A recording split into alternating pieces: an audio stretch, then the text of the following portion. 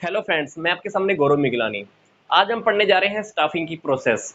ये हमारा स्टाफिंग का वीडियो नंबर सेकंड है। इससे पहले की फर्स्ट वीडियो आपकी इसी चैनल पर अपलोड हो चुकी है। तो स्टाफिंग के अंदर हमने क्या देखना है, आज स्टाफिंग की प्रोसेस क्या होती है। तो पहला जो पॉइंट है हमारा वो ये है कि estimating the man power requirement. हम बिजनेस के अंदर स्टाफिंग के अंदर क्या करते हैं, लोगों को अपॉइंट करते हैं, लोगों को नौकरी पे रखते हैं। क्योंकि ऑर्गेनाइजिंग के अंदर क्या होता है, हमारा एक स्ट्रक्चर रेडी हो चुका होता है, पोस्ट क्रिएट हो चुकी होती हैं, पर हमने अभी तक लोगों को उन पोस्ट के ऊपर अपॉइंट नहीं किया होता। स्टाफिंग के अंदर हम क्या करते हैं, स्टाफिंग के अंदर हम सबसे पहले क्या करेंगे, मैन पावर की कितनी रिक्वायरमेंट है, हमको कितने लोग चाहिए बिजनेस के अंदर अपॉइंट करने के लिए, हम ये एस्टिमेट लगाते हैं। और अगर हमारा बिजनेस पहले से ही चल रहा है तब भी हमको ये पता लगाना होता है कि कितने लोग हमारे बिजनेस को छोड़कर जा रहे हैं, कितने एम्प्लॉय छोड़कर जा रहे हैं, या कितनों को हम बिजनेस से निकाल रहे हैं, कितने लोगों का अंदर से प्रमोशन हो सकता है, कितने लोग बिजनेस के अंदर से अपॉइंटमेंट हो सकते हैं। ये सारी बातें हमको एस्टिमेशन के टाइम पर ध्यान रखनी होती है, तब ही आप एग्जैक्टली पता लगा पाओगे कि मैन पावर की रिक्वायरमेंट कितनी है। फिर उसके बाद हम क्या करते हैं, रिक्रूटमेंट करते हैं। रिक्रूटमेंट को हम हिंदी में बोलते हैं भर्ती। हम क्या करते हैं, डिफरेंट डिफरेंट ऑर्गेनाइजेशंस के साथ हम बात करते हैं, स्कूल्स के साथ, कॉलेजेस के साथ, क्योंकि वहां पर काफी सारे पढ़े लिखे लोग होते हैं, काफी सारे पढ़े लिखे एजुकेटेड पर्सन मिल जाते हैं। तो हम उनसे भी कांटेक्ट करते हैं, या हम न्यूज़पेपर के थ्रू भी रिक्रूटमेंट के लिए लोगों को अप्लाई करने के लिए बोलते हैं। हम मतलब ये क्या है, इसके अकॉर्डिंग हमने लोगों को इनवाइट करना होता है फर्म के अंदर नौकरी पाने के लिए। तो रिक्रूटमेंट अपने आप के अंदर एक स्टेप होता है, ये हमारा सेकंड स्टेप है स्टाफिंग का। तीसरे नंबर के ऊपर आकर हमको लोगों का सिलेक्शन करना होता है, क्योंकि हमने रिक्रूटमेंट के अंदर क्या किया है, बहुत सारे लोगों को इनवाइट कर लिया है। मान लीजिए हमको पता लगा था कि हमको 200 लोगों की रिक्वायरमेंट है, हमने एप्लीकेशन इनवाइट की, एप्लीकेशन भरकर आ गई हमारे पास 2000। अभी 2000 में से हमने कितने लोगों को अपॉइंट करना है, सिर्फ 200 लोगों को ही सिलेक्ट करना है। तो सिलेक्शन अपने आप के अंदर एक बहुत सुंदर ब्यूटीफुल स्टेप होता है। इसके अंदर हम ये देखते हैं कि जो पर्सन जिस पोस्ट के लिए एबल है, हमने उसको ही सिलेक्शन के अंदर लेना होता है। तो सिलेक्शन के अंदर काफी सारी बातें आती हैं, जो हम आगे एक टॉपिक आएगा उसके अंदर हम ज्यादा डिटेल के अंदर देखेंगे कि सिलेक्शन क्या होती है। सिलेक्शन होने जाने के बाद चौथा जो स्टेप होता है वो होता है हमारा प्लेसमेंट, फिर ओरिएंटेशन। प्लेसमेंट का क्या मतलब है, प्लेसमेंट का मतलब होता है कि जब आप लोगों को सिलेक्ट कर देते हो, सिलेक्ट करने के बाद जिस पर्सन की जो पोस्ट होती है, हमने जिस पर्सन को जिस काम के लिए अपॉइंट किया है, हम उस जगह पे उस पर्सन को अपॉइंट कर देते हैं। That is placement.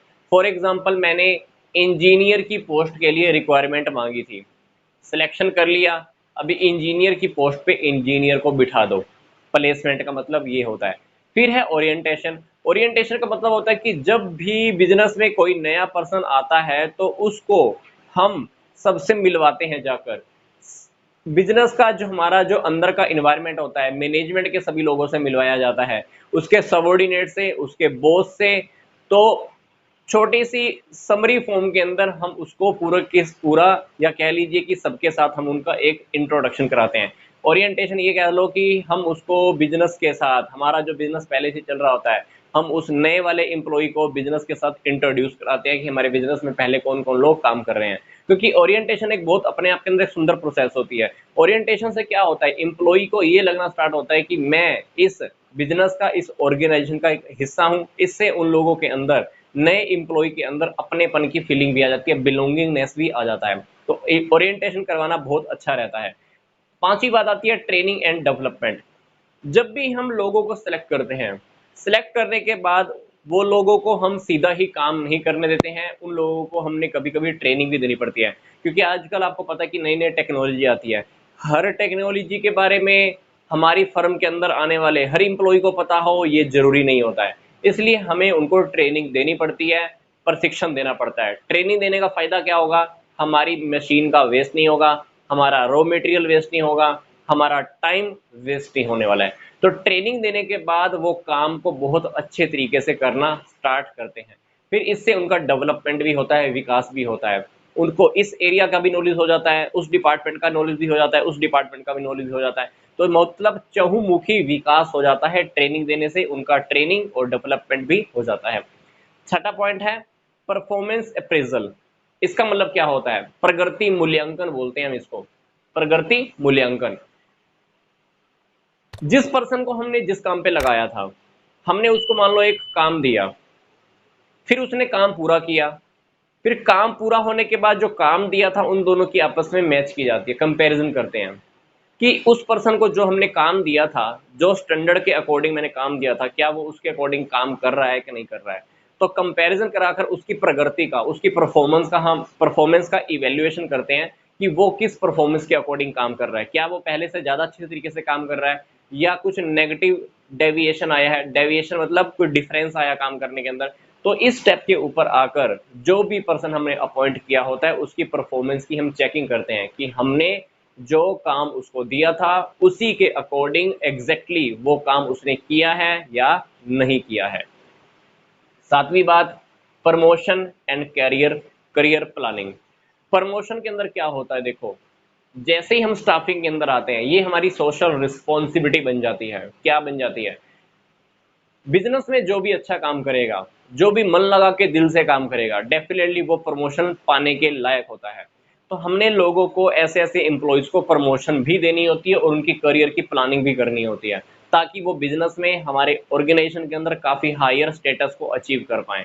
तो प्रमोशन के अंदर हम क्या करते हैं, नीचे वाली पोस्ट से उसको किसी हायर स्टैंडर्ड की पोस्ट पर बिठा देते हैं, जिससे उसकी सैलरी भी बढ़ जाती है, उसका रुतबा, उसका रिस्पेक्ट प्रमोशन से इंक्रीज हो जाती है।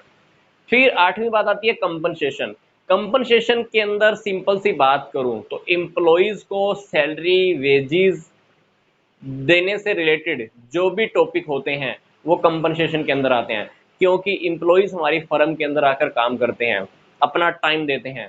तो हमारे बिजनेस का भी ड्यूटी बनता है उनकी जॉब के अकॉर्डिंग, उनके काम के अकॉर्डिंग उनको हम सैलरी दें, उनको क्षतिपूर्ति दी जाए, उनको कंपनसेट किया जाए। तो कंपनसेशन दो टाइप की दी जा सकती है। पहली जो कंपनसेशन होती है वो है डायरेक्ट फाइनेंशियल पेमेंट।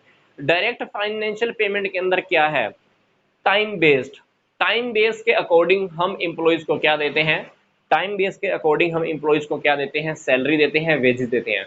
मान लो हमने उसको हर हफ्ते के बाद सैलरी दे दी, या हर महीने के बाद, या हर 15 दिन के बाद। तो जितना टाइम वो देता है टाइम के अकॉर्डिंग हम उसको सैलरी या वेजेस पे करते हैं। फिर डायरेक्ट फाइनेंशियल पेमेंट के अंदर जो दूसरा तरीका होता है पेमेंट का वो होता है परफॉर्मेंस बेस्ड।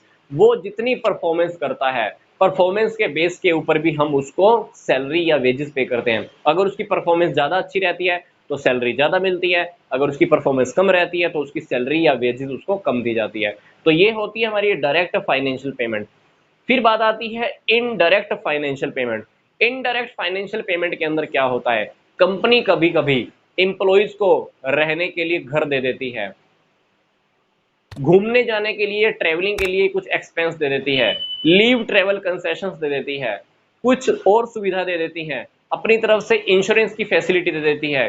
घर पे उसको जो घर प्रोवाइड करती है तो उस घर में उसको एक लगा लो कि नौकर भी दे देती है, जो जिसकी पेमेंट एम्प्लॉय को नहीं करनी होती, वो पेमेंट किसने करनी होती है कह लीजिए, तो वो पेमेंट करनी होती है बिजनेस ने ऑर्गेनाइजेशन के अंदर। हालांकि वो पेमेंट कौन करता है, एम्प्लॉय करता है, पर वो एम्प्लॉय ने पेमेंट नहीं करनी है अभी, वो पेमेंट कौन करेगा, बिजनेस खुद फेस करता है।